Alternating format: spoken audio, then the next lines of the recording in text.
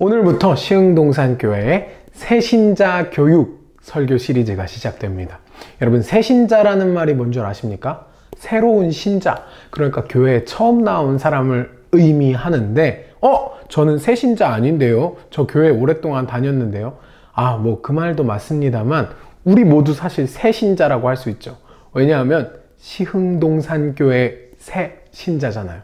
우리 시흥동산교회가 지난 10개월 동안 예배를 드려왔고 지난주에 드디어 설립 예배까지 드려서 이제 힘차게 출발해 보려고 하는데, 이 지점에서 신앙적인 기초와 가치관을 확립할 수 있으면 좋겠습니다. 너무 좋은 기회입니다. 앞으로 3주 동안의 말씀을 잘 듣고 공감하고 인정하고 받아들이는 시간이 됐으면 좋겠습니다. 누군가 여러분에게 대뜸 나타나서 내가 구해줄게 라고 한다면 어떨 것 같으세요? 내가 지금 엄청난 위기의 상황에 처해 있거나 스스로 빠져나올 수 없는 그런 상황이라면 그 말이 반갑겠지만, 만약 그렇지 않은 상황인데 누군가 나한테 와서 내가 구해줄게 라고 말한다면 적잖게 당황할 겁니다.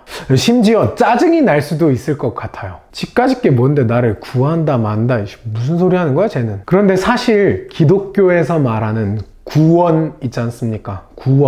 구원이 구해준다는 뜻이거든요. 그래서 이 구해준다, 구원한다라는 개념은 기독교에서 아주 중요한 것인데, 예수님께서 우리의 구원자가 되어주십니다 라고 우리가 이야기를 한들, 아까 상상했던 것처럼 나는 위기의 상황에 있지도 않고 나는 스스로 빠져나갈 수 없는 그런 절박한 상황도 아닌데 나는 구원이 필요 없는데 라고 한다면 그 사람에게는 예수님이 필요가 없을 겁니다. 예수님은 구원자입니다 라는 말은 내가 지금 구원이 필요합니다, 누군가 나를 찾아와서 구해줘야 합니다 라는 의미를 포함하고 있기 때문이죠. 그래서 여러분에게 다시 한번 묻습니다. 여러분에게는 구원이 필요하십니까?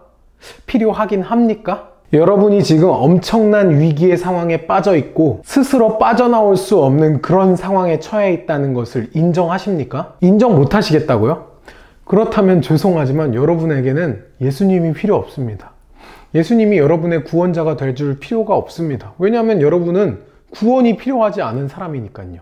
다시 정리합니다. 구원이 필요하다는 것은 내가 지금 어딘가로부터 구해져야 한다, 누가 날 찾아와서 구해줬으면 좋겠다, 그러한 간절한 마음을 갖고 있는 이들에게 찾아오는 것입니다. 물론 모든 이들에게 구원자 예수님은 필요합니다. 왜냐하면 우리 모두는 사실 인지하고 있든 느끼지 못하고 있든 간에 위기에 처해 있기 때문입니다. 그리고 기독교에서 우리가 처한 이 위기의 상황을 바로 한 글자로 이야기하는데 죄라고 합니다.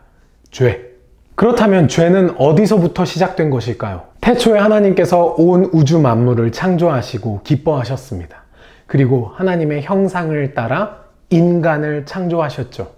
그리고 심히 좋았더라고 말씀하셨습니다. 하나님은 인간을 에덴 동산에 두셨고 에덴 동산에서 첫사람인 아담과 하와와 함께 동행하며 함께 사셨습니다. 그때는 죄가 없었던 때였거든요.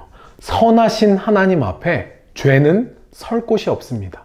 그런데 우리가 한 가지 짚고 넘어가야 할 것이 있는데, 하나님께서 하나님의 형상대로 사람들을 창조하셨다는 것은 하나님의 눈, 코, 입, 귀를 빼닮았다는 그런 뜻이 아니고 하나님처럼 자유롭게 행동할 수 있는 권리를 주셨다는 것을 의미합니다. 그리고 이 말을 어려운 말로 4글자로 이야기하는데 바로 자유의지라고 합니다. 한번 따라해 주시겠습니까? 자유의지.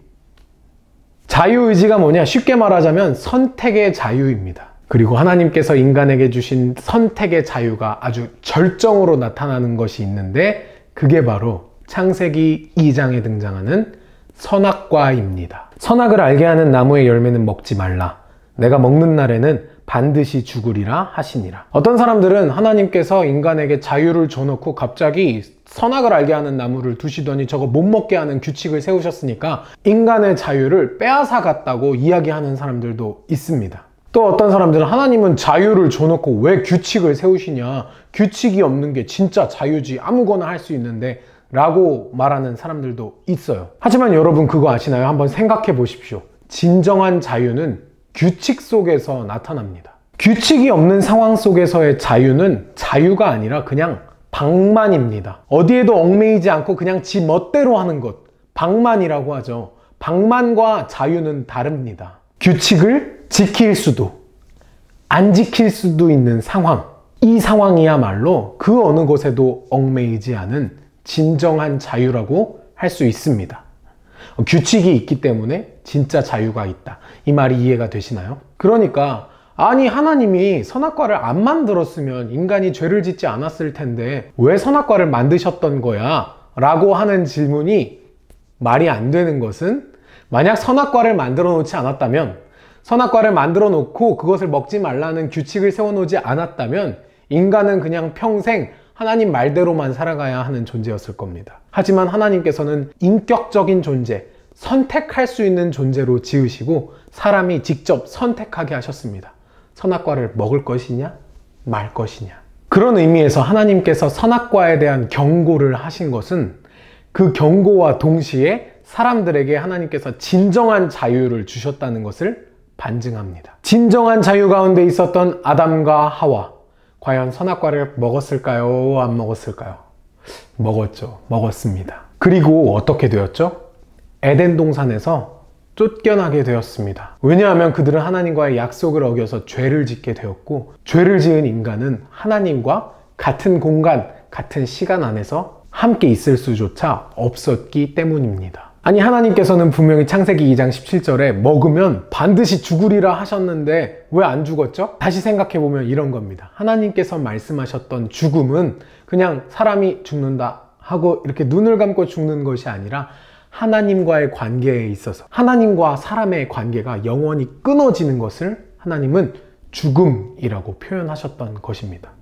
그렇게 죄는 시작되었고 하나님과 인간의 관계는 완전히 단절되었습니다. 선하신 하나님 앞에 죄를 지은 인간은 스스로 나아갈 수 없었습니다. 죄 때문에. 뭐 때문에요? 죄 때문에 우리는 아무런 소망이 없는 존재들이 되었습니다. 그냥 죽은 것과 똑같은 상태로 살아가야 하는 거예요. 왜냐하면 온 우주를 창조하신 하나님과 더 이상 관계를 맺을 수 없었으니까요. 그러나 우리 사랑의 하나님께서는 이것을 그냥 두고 보지 않으시고 하나님께서 직접 우리에게 찾아오시기로 하셨습니다. 바로 하나님의 아들이신 예수님이 사람이 됨으로써 우리와 함께하기 시작하신 것이죠. 그리고 그 이야기들이 성경책에 기록이 되어 있습니다. 예수님께서는 사람들에게 찾아와서 사람으로 거하시면서 하나님의 나라를 가르치셨습니다. 그리고 사람들 안에 있는 죄의 문제를 궁극적으로 해결하기 위해서, 즉 하나님께 갈 수 있는 새로운 길을 뚫기 위해서 자기 자신을 희생하셨습니다.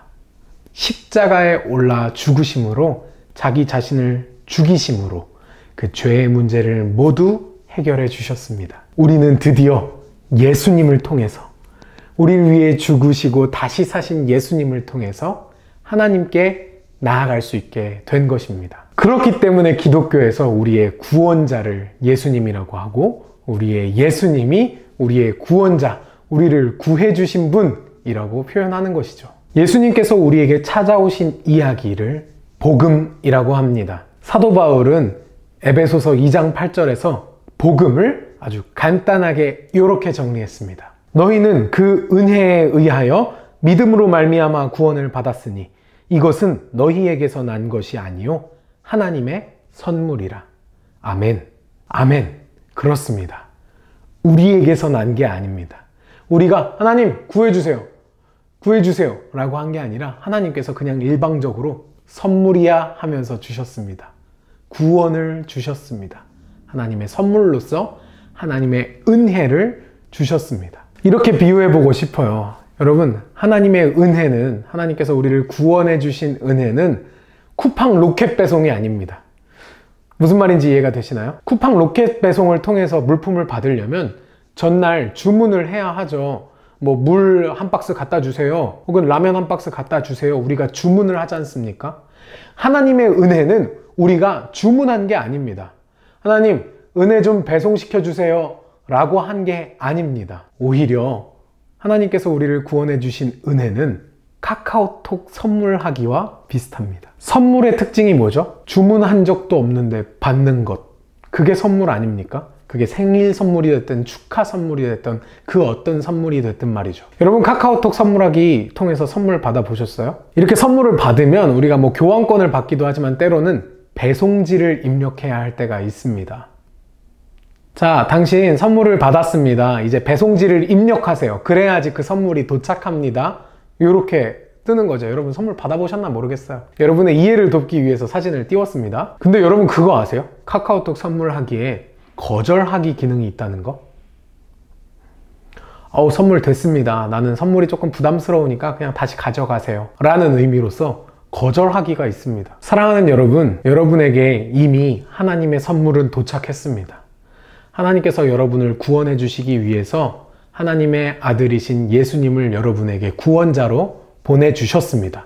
그건 하나님의 선물입니다. 여러분이 주문하진 않았는데도 하나님께서 선물로 보내주셨습니다. 이제 우리가 할 일은, 여러분이 할 일은 뭐냐? 두 가지 반응을 할 수 있을 겁니다. 첫 번째는 배송지를 입력하는 거죠.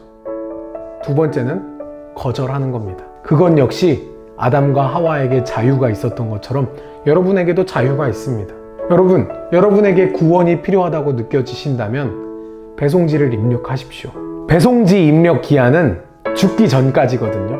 근데 함정은 우리가 언제 죽을지 모른다는 데 있죠. 어쨌든 여러분에게 하나님의 은혜의 선물이 도착했다는 것을 기억하시고 여러분 부디 배송지를 입력하십시오. 뭐라고 입력해야 될까요? 여러분 집 주소 직접 적으면 될까요? 아니요.